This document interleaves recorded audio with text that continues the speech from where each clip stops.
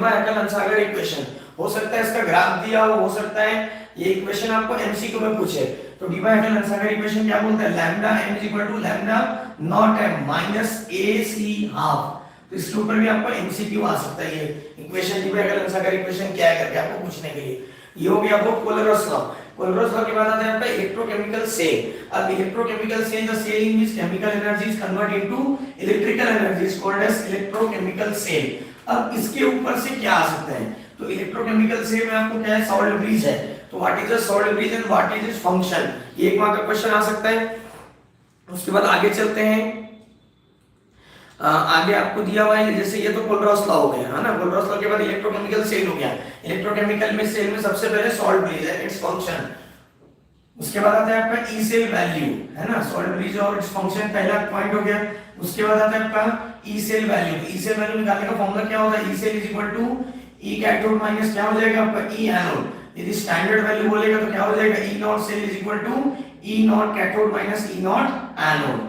तो cathode anode को अपन क्या बोल सकते हैं, राइट माइनस लेफ्ट बोल सकते हैं, या तो रिडक्शन माइनस ऑक्सीडेशन भी बोल सकते हैं। तो इसके ऊपर भी आपको क्वेश्चन आ सकता है ना। उसके बाद इनकी वैल्यू दी रहती है, याद रखना हाइड्रोजन का ई सेल वैल्यू हमेशा क्या रहता है, 0 रहता है। उसके बाद आता है नर्स इक्वेशन। तो नर्स इक्वेशन पे आपको न्यूमेरिकल आएगा, ये फिक्स है।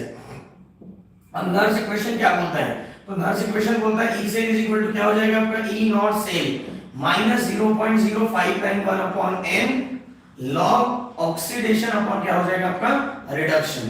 तो इसके ऊपर भी आपको क्या आ सकता है, न्यूमेरिकल आ सकता है, where n is a number of electron, है ना। अब उसके बाद क्या होता है, याद रखना है यहाँ पे कि ऑक्सीडेशन अपॉन रिडक्शन, यदि आपने कोई इक्वेशन बैलेंस किया, सपोज आपको दिया हुआ है Cu प्लस Ag+, तो प्रोडक्ट क्या बनेगा, Cu प्लस 2 प्लस 2Ag, है ना। इक्वेशन बैलेंस करने के लिए अपन क्या कर रहे हैं, 2 लगा रहे हैं इलेक्ट्रॉन को बैलेंस करने के लिए। अब Ag के सामने 2 कंसंट्रेशन अपॉन क्या हो जाएगा, Ag+ का कंसंट्रेशन, तो को स्क्वायर लेना पड़ेगा। तो ये थोड़ा ध्यान में रखना है, ये न्यूमेरिकल यदि यहां से क्या हो जाएगा आपका गलत हो जाएगा। और SHC हाइड्रोजन इलेक्ट्रोड की ई सेल वैल्यू क्या रहती है आपकी, 0 रहती है, याद रखना। ये हो गया नर्स इक्वेशन। उसके बाद आता है आपका इक्विलिब्रियम कांस्टेंट। तो इक्विलिब्रियम कांस्टेंट का फार्मूला क्या हो जाएगा, E naught cell is equal to 0.0591 upon n log Kc। Kc मतलब इक्विलिब्रियम कांस्टेंट, इसके ऊपर आपको न्यूमेरिकल आ सकता है। उसके बाद आता है गिब्स फ्री एनर्जी। तो गिब्स फ्री एनर्जी का फार्मूला क्या होता है, delta G naught is equal to minus NF E naught cell. n मतलब होता है नंबर ऑफ इलेक्ट्रॉन, F मतलब क्या होता है आपका फैराडे कांस्टेंट। तो इसके ऊपर भी आपको क्या आ सकता है, क्वेश्चन आ सकता है। उसके बाद डेल्टा G का दूसरा फार्मूला है delta G naught is equal to minus RT ln Kc। लेकिन इस पे न्यूमेरिकल सॉल्व नहीं होगा, आपको न्यूमेरिकल किस में सॉल्व होगा, ln को किस में बदलना पड़ेगा, आपको लॉग में बदलना पड़ेगा। तो delta G naught is equal to क्या हो जाएगा, minus 2.303 RT log Kc, where R is a gas constant, T मतलब टेम्परेचर। टेम्परेचर हमेशा आपको किस में लेना है, केल्विन में लेना है।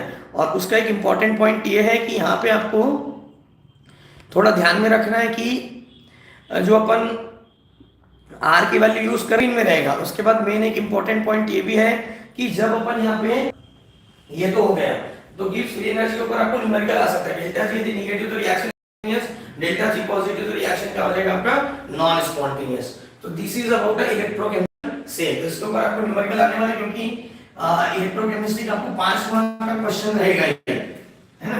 तो उसके ऊपर छोटे-छोटे सब यूनिट रहेंगे, हो सकता है 3 मार्क या 2 मार्क या 1-1 मार्क के 2 क्वेश्चन ऐसे मिला के 5 मार्क का टोटल क्वेश्चन आपको वो देगा।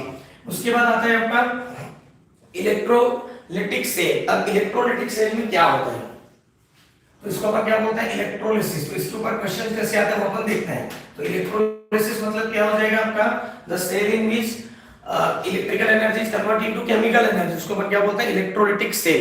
अब इसमें क्या आ सकता है, तो इलेक्ट्रोलिटिक सेल के बारे में यदि अपन बात करते हैं, तो इलेक्ट्रोलिटिक सेल के बारे में जैसे अपन क्या करते हैं, NaCl लेते हैं सॉल्यूशन, इसमें क्या लगा देते हैं, एनोड और कैथोड लगा देते हैं। ये एनोड है और ये क्या है आपका कैथोड है। सर्किट अपन क्या करते हैं, ज्वाइन करा देते हैं। इसमें अपन यदि NaCl लिए, मोल्टन NaCl सॉल्यूशन, तो Na+ और Cl-, Na कहां जाएगा, डिपॉजिट होगा आपका कैथोड पे, और क्लोरीन गैस कहां निकलती है आपकी एनोड पे। तो ये इसमें MCQ भी आ सकता है भैया कि इलेक्ट्रोलिसिस क्या, NaCl क्या, तो क्लोरीन गैस कहां पे लिबरेट हो रही है, इस टाइप के क्वेश्चन आ सकते हैं। अब उसके बाद क्या आता है, तो उसके बाद आपको ध्यान में रखना है कि इसमें और भी कुछ पॉइंट आ सकते हैं। जैसे अपन बात करते हैं